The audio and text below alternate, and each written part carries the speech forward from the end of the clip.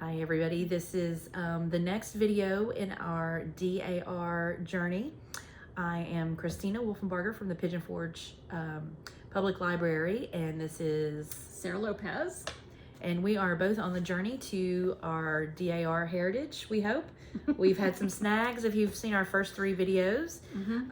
So now we are kind of on our way. She has met with our DAR registrar for our county, which was a very helpful, like an hour and a half meeting? Hour and a half meeting, yeah. So what we have learned is... And you got yours coming up. I have mine coming up this Wednesday, yeah. So next week we'll have even more to talk about with that. So Sarah's going to talk a little bit. I'm in the process of gathering marriage license and birth certificates for grandparents, etc. You can order those from most states online. There's usually a fee. That fee changes per state.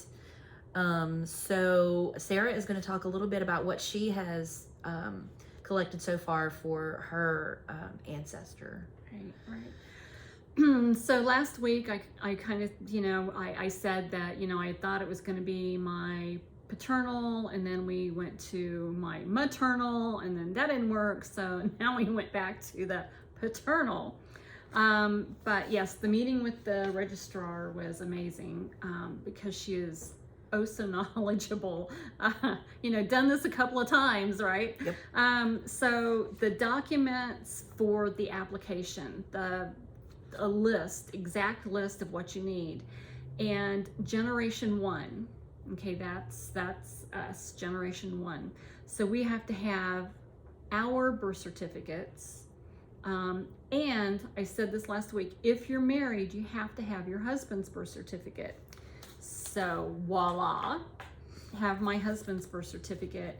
And the reason why, because I did ask, I'm like, it's because of the name change. So for us ladies, any time that your name changes. And it doesn't matter how many times your name may change. From your birth certificate. If you had a couple of marriages, it's kind of just like having that star thing that they're doing, the real ID on the license plates right now. If you're a woman, you have to track every name change. Your birth certificate, your marriage license, if it didn't work out, your divorce license, if you got married again, that name changed. I noticed the marriage license is like, 1 page, and the divorce is like 15. Right. Like, it was so much easier to do this than it was that. But that is something that, as a female, if for DAR, you're gonna have to you have to track that back. Yes, absolutely, track that back. So in the case of if you have a divorce and you need to track that name change from the spouse, if you do not have his birth certificate, you are going to need it. And if you are not communicating with that ex, you may have, you may not be able to go say, hey, I need your birth certificate. I need your birth certificate. In my case, not going to happen.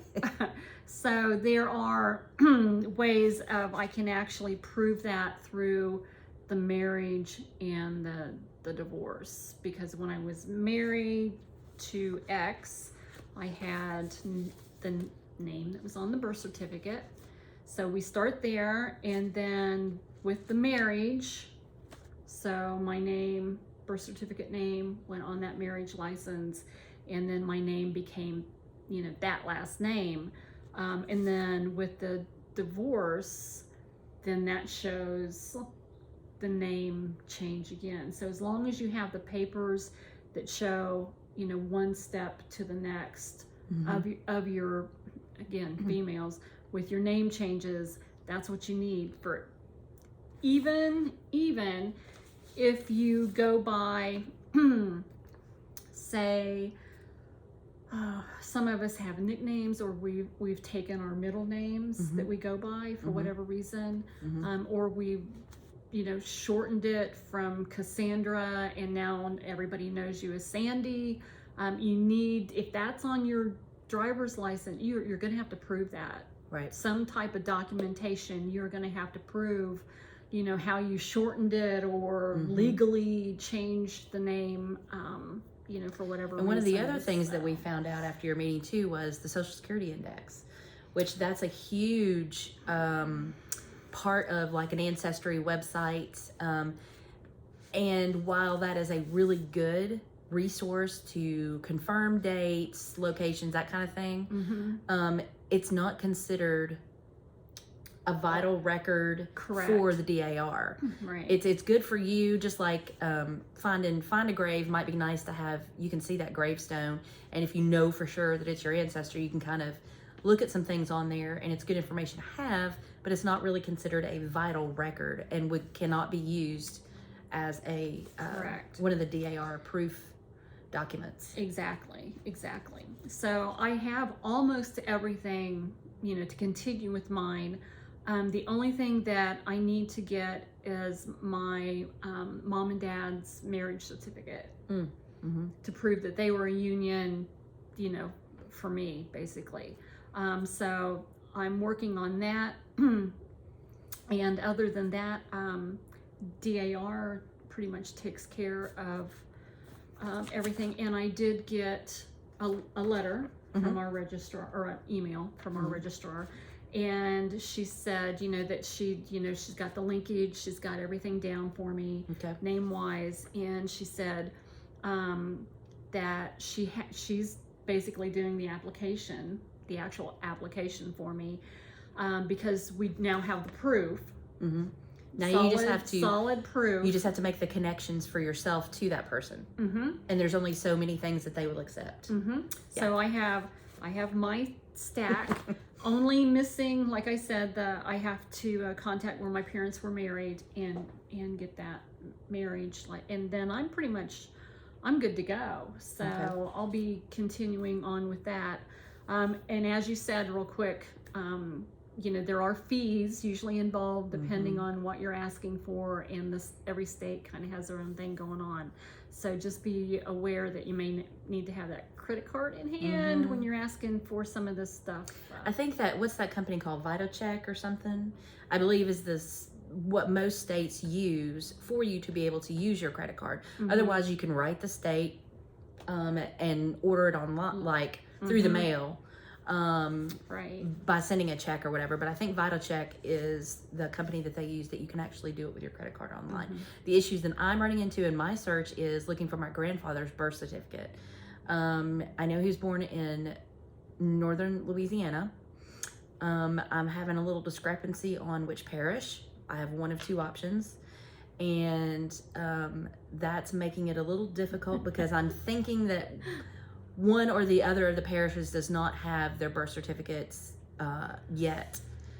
Or let me phrase it this way, they had not started requiring birth certificates. Every state is different as to when they start requiring birth certificates. So you may be able to track everybody on your mother's side. Maybe every state they were all born in had birth certificates. But for my grandmother, for instance, in Alabama, they started at 1912, and she was born in 1914. So yay for me. My grandfather in Louisiana, however, not so much. And he's not down in the southern part where New Orleans would have had records, you know, for eons. So we're in the northern part, so much more rural. So, you know, we all have our little hitches, and that's what we kind of want to take you guys along for the ride and just tell you what some of the issues are that you might run across, and just to stick with it, because, you know. Because it's once you get that, you know, I have the links, and now we're going to go to the next step, then you're like, yes. When you get that little nugget, it makes it good, doesn't it? It's all worth it. It does. All right, well, stay tuned for our next one next week. I will have my meeting with the DAR representative this week on Wednesday. So hopefully we'll have more good information next week. So I appreciate you guys watching. Go back, catch us on the first few videos. They're on YouTube as well.